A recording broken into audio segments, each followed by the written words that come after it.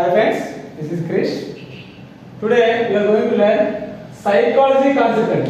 Psychology in the TET and DSC, Child Development Pedagogy. What is the name? Child Development Pedagogy. Antunnanu. That is psychology ఉండదు, Child Development Pedagogy ఉంటుంది. So అందులో మనకు మొత్తం 4 units ఉన్నాయి. అందులో 4 units లో unit 3 పెద్ద యూనిట్, ఇంపార్టెంట్ యూనిట్. ఓకేనా? యూనిట్ 3 దీంతో స్టార్ట్ చేస్తాం చూడండి. సో మొత్తం సైకాలజీ మనకి పేపర్లో 25+ మార్క్స్ వస్తాయి. అదే సార్ 30 మార్క్స్ కదండి టెట్లో, 30 మార్క్స్ అండి పేపర్ 30, బట్ 25+ మార్క్స్ మాత్రమే direct questions. Remaining questions ITC నుంచి ఇస్తారండి. ఏంటండి రిమైనింగ్ క్వశ్చన్స్? ఐటీసీ సరే ఐసిటి అంటే కంప్యూటర్ లాంగ్వేజ్ మీద బేస్ చేసుకుని 3-4 క్వశ్చన్స్ ఎక్స్ట్రా ఇవ్వడం జరుగుతుంది. కాబట్టి డైరెక్ట్ క్వశ్చన్ మనకి 25 డెఫినెట్ గా వస్తాయి. ఓకే, ఈ యూనిట్ నుంచి మేజర్ టాపిక్ కాబట్టి ఎక్కువ క్వశ్చన్ గురించి చేస్తాను. సరే ఒక్కసారి బ్రీఫ్ గా అసలు టాపిక్ మొత్తాన్ని ఒకసారి హెడ్లైన్స్ చూద్దాం. ఎన్ని పార్ట్స్ నేను 10% డివైడ్ చేశాను, అవి 1 by 1 ఒకసారి నేను డిస్కస్ చేస్తాను. నేమ్స్ ఫర్దర్ నెక్స్ట్ వీడియోలో 1 by 1 మళ్ళీ క్లాస్ డీటెయిల్ గా బ్రీఫ్ గా ఎక్స్ప్లెయిన్ చేస్తాను. సరే చూద్దాం. ఫస్ట్ పాయింట్, అభ్యాసనం, భావం, స్వభావం, లక్షణాలు. అంటే అసలు ఆ టాపిక్ నేమ్, దాని మీనింగ్ ఏంటి, దాని యొక్క క్యారెక్టరిస్టిక్ ఏంటి, స్వభావం ఏంటి, లక్షణాలు ఏంటి, ఇవన్నీ కూడా ఇక్కడ 4 పాయింట్స్ ఇచ్చేది. మళ్ళీ పరిచయం అంటే ఇంట్రడక్షన్, నెక్స్ట్ లక్షణాలు ఎన్ని రకాలుగా ఉన్నాయి, ఒకటి ప్రక్రియ ఏంటి, ఇలా ఇదంతా కూడా ఫస్ట్ పాయింట్. అంటే ఒక్కొక్క క్వశ్చన్ ఆస్పెక్ట్, ఈ ఫస్ట్ పాయింట్ లో క్వశ్చన్ అడిగే ఛాన్స్ ఉంది, సెకండ్ పాయింట్ లో క్వశ్చన్ అడిగే ఛాన్స్ ఉంది. అలా ఎలాగైతే క్వశ్చన్ ఛాన్స్ ఉందో దాన్ని క్లాసిఫై చేసుకోవడం జరిగింది. 10 పాయింట్స్ నుంచి కూడా డెఫినెట్ గా ఒక్కో పాయింట్ ఒక క్వశ్చన్ అనేది ఎక్స్పెక్ట్ చేయొచ్చు. మనం మీరు ప్రీవియస్ స్టేట్ ఒకసారి పేపర్స్ రిఫర్ చేసినా సరే ప్రతి పాయింట్ నుంచి కూడా, ఫర్ ఎగ్జాంపుల్ ఈ పాయింట్ నుంచి డెఫినెట్ గా ఒక క్వశ్చన్ ఇస్తారు. అలా ప్రతి పాయింట్ నుంచి ఎక్కడైతే పాయింట్ క్వశ్చన్ వస్తుందో దాన్ని పాయింట్ నుంచి డివైడ్ చేసి ఇవ్వడం జరిగింది. ఓకే అండి. So first point introduction point. Second, అభ్యాసాన్ని ప్రభావితం చేసే కారకాలు. ఎన్నోటి కారకాలు అంటే ఇక్కడ 3 కారకాలు ఉన్నాయి. 3 ఆస్పెక్ట్స్ ఏంటంటే అనువంశికత, నెక్స్ట్ పరిసరాలు, బోధనా సంబంధిత కారకాలు. ఈ 3 కారకాలు ఉన్నాయి అంటే అభ్యాసాన్ని ప్రభావితం చేసే కారకాలు. నెక్స్ట్ అభ్యాసం వక్రరేఖలు. డెఫినెట్ గా దీని నుంచి క్వశ్చన్ వస్తుంది, అది ఈజీగా క్వశ్చన్ గ్యారెంటీ ఇస్తాయి పాయింట్. సో అభ్యాసం వక్రరేఖలు అంటే గ్రాఫికల్ గా ఒక అభ్యాసం జరిగినట్టు గ్రాఫికల్ గా చూపిస్తాము. ఏ స్టేజెస్ ఉన్నాయి, ఎన్ని స్టేజెస్ ఉన్నాయి, ఒక్కో స్టేజ్ కి ఇంపార్టెన్స్ అనేది ఉంటుంది. ఇందులో బ్రీఫ్ గా మనం డిస్కస్ చేద్దాం. నెక్స్ట్ అభ్యాస సిద్ధాంతాలు. ఈ సిద్ధాంతాలు డిఫరెంట్ గా మొత్తం మనకి 8 మెంబర్స్ ఉన్నారండి ఇందులో ఇన్వాల్వ్ అయ్యి. 8 మెంబర్స్ వాళ్ళ ఒపీనియన్స్ ని ఒక సిద్ధాంతం రూపంలో, ఫర్ ఎగ్జాంపుల్ పావులో చూసుకోండి, పావులో ఒక సిద్ధాంతం ప్రతిపాదించాడు. దీని మీద చేసే ప్రయోగం అంటే ఒక కుక్క మీద ప్రయోగం చేశాడు ఆయన. ఓకే అండి, ఒక కుక్క మీద ప్రయోగం చేసి, ఓకేనా, అసంకల్పిత ప్రతీకార చర్యలని, అసంస రహిత ప్రతీకార చర్యలు అనేసి అని కొన్ని స్టిమ్యులేషన్స్ ఆయన డిఫైన్ చేసి జరిగింది. అంటే ఒక అలవాటుని అదే పనిగా చేస్తూ ఉంటే ఆటోమేటిక్ అది నార్మల్ టైంలో కూడా అదే అలవాటు ఉంటుందని చెప్పడం జరిగింది. సో అలాంటి సిద్ధాంతాలన్నీ కూడా ఒకళ్ళు పిల్లి మీద ప్రయోగం చేశారు, ఒకళ్ళు చింపాంజీ మీద ప్రయోగం చేశారు, ఇలా ఒక్కొక్కరు ఒక్కొక్క మీద ప్రయోగం చేసి వాళ్ళ థీరీస్ రాశారు. అలాంటి సిద్ధాంతాలన్నీ కూడా 4th పాయింట్ డిస్కస్ చేద్దాం.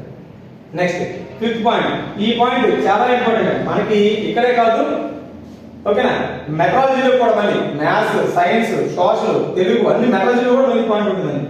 రంగాల గురించి జ్ఞానాత్మక రంగం, భావాత్మక రంగం, మానసిక చలనాత్మక రంగం అని చెప్పేసి 3 కేటగిరీస్ డివైడ్ చేశారు. దీన్ని ఎవరు డెఫినేషన్ అంటే బ్లూమ్స్ టాక్సానమీ పేరు వినే ఉంటాం మనం. సో మేజర్ పార్ట్ అవుతుంది ఇది కూడా. సో ఈ రంగాలు అభ్యాస రంగాలకు కూడా ఒక పాయింట్. నెక్స్ట్ అభ్యాస బదలాయింపు. మీరు వినే ఉంటారు, అభ్యాస బదలాయింపు కూడా 4 కైండ్స్ ఆఫ్ డివైడ్ చేసాము. ఓకేనా, అనుకూల బదలాయింపు, ప్రతికూల బదలాయింపు, ఓకేనా, ఇలా డిఫరెంట్ కైండ్స్ మనం వీటిని వినే ఉంటాం. సో వాటి గురించి కూడా ఒకసారి డిస్కస్ చేద్దాం. ఓకే, ఈ బదలాయింపు అంటే కూడా ఆలోచించగలిగే 2 కాన్సెప్ట్లు ఉంటాయి. అంటే ఒక పాజిటివ్ ఉంటుంది, ఒక నెగిటివ్ ఉంటుంది. దాంట్లో డిసైడ్ చేసుకోవాలి మనం. ఓకేనా, అంటే ఇప్పుడు గవర్నమెంట్ జాబ్ కావాలి బట్ పోస్ట్ చాలా దూరంగా వచ్చింది, కావాలంటే పాజిటివ్, దూరంగా వస్తుంది నెగిటివ్. అది ఏ టైప్ ఆఫ్ బదలాయింపు అంటారు. ఓకేనా, కార్ నడపడం నేర్చుకున్న వ్యక్తి బైక్ ఈజీగా తోలగలరు అంటే ఏమైంది, ఇక్కడ అనుకూలమైంది. అంటే ఈ నేర్చుకున్నటువంటి ఒక యాక్టివిటీ ఇక్కడ ప్లస్ యూజ్ అయింది. అలాగే అలాంటి బదలాయింపు గురించి కూడా ఒక పాయింట్ డిస్కషన్. నెక్స్ట్ ప్రేరణ, అవసరాలు. ప్రేరణ, మోటివేషన్ అండ్ ఇక్కడ అవసరాలు అంటే మినిమం రిక్వైర్మెంట్స్. సో వీటి గురించి కూడా ఒక పాయింట్. సో ఇట్లా ప్రతి పాయింట్ క్వశ్చన్ అనే ఛాన్స్ ఉంది కాబట్టి అలానే డివైడ్ చేయడం జరిగింది. ఓకే అండి. నెక్స్ట్ 8th పాయింట్ స్మృతి విస్మృతి. అంటే ఇక్కడ మనం ఏ డైరెక్షన్ లో చదివితే ఎక్కువగా గుర్తు పెట్టుకోవచ్చు, లేదంటే ఎలా చదివితే మనం మర్చిపోయే ఛాన్స్ ఉంది. అదే దాని విషయం మీద మళ్ళీ మనకి ఇక్కడ కొన్ని పాయింట్ వేసింది. అభ్యాసం, ధారణ, పునఃస్మరణ, గుర్తింపు, పునరభ్యాసం, స్మృతి భావన. అంటే ఏ డైరెక్షన్ లో మనం చదివితే, ఏ టైం పీరియడ్ లో మనం చదివితే మనం రీకాల్ చేస్తే ఆ రీకాల్ వల్ల మళ్ళీ మనకి బాగా గుర్తుండిపోతుంది అనేది ఇక్కడ స్మృతి విస్మృతి గల కారణాలు, వాటి యొక్క స్కేల్ గ్రాఫ్స్ అన్ని ఉంటాయి. ఇక్కడ మనం డిస్కస్ చేద్దాం పాయింట్. ఓకేనా. Next 9th point. ఇది కూడా మాక్సిమం అన్ని సైకాలజీతో పాటు మెథడాలజీ కూడా ఉంటుందండి. అభ్యాసం యొక్క ముగింపు అంటే అసెస్మెంట్, అవగాహన, ఎవల్యూషన్, సిసిఈ. సో ఈ పార్ట్ కూడా మళ్ళీ మనకి మెథడాలజీలో వస్తుంది. ఓకేనండి.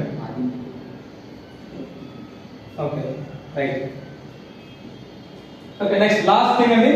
ఇది ఇక్కడే కాదు, స్పెషల్ టీసీ రాసే వాళ్ళకి కూడా ఈ పాయింట్ యూజ్ అవుతుంది. ఓకేనా.